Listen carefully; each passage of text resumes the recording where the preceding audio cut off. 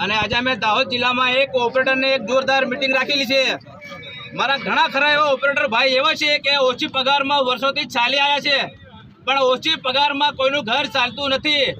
મેં મારા દરેક ઓપરેટરને આજે મીટિંગમાં ભેળા કર્યા છે કે ભાઈ ઓછી પગારમાં કોઈનું ઘર ચાલતું નથી, તો આપણે એક મીટિંગ રાખવાની છે। અત્યારે કાંદા બટાકાની બી એટલી કિંમત થઈ ગઈ છે કે 50 રૂપિયામાં 250 ગ્રામ મળે છે, અને ડ્રાઈવરોની પગાર કેટલી છે? ફોલોના ડ્રાઈવરની છે 25,000 રૂપિયા। 25,000માં કંઈ ચાલતું નથી કોઈનું। ડ્રાઈવર ઘરે પૈસા નાખે તો એને વાપરવા ત્યાં નહીં મળે પૈસા, એના કંઈક બીજા સપના બી પૂરા કરવા ને તો થતા નથી।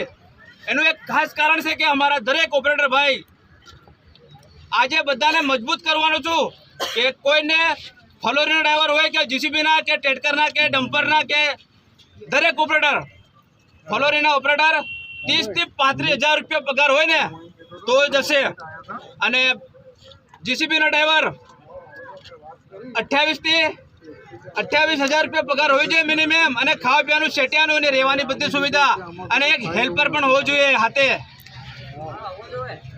આ રીતે ફલોરીના ડ્રાઈવરના હાથે પણ એક હેલ્પર હાથે હોવો જોઈએ।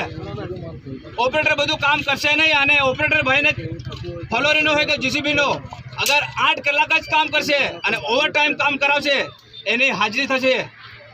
કેમ કે તમે મહિના માટે ઓપરેટર રાખો છો અને રાતના ધન તમે 30-60 દિવસ કામ કરાવો છો।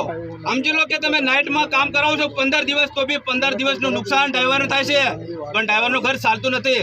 અને તમે એક ઓપરેટર માટે તમે 5,000 રૂપિયા તમે વધારશો ને તો તમારું કંઈ ઘટે નહીં, પણ મારા ઓપરેટરનું 5,000માં એનું જે પણ સપનું હોય ને એ પણ પૂરું કરી શકે।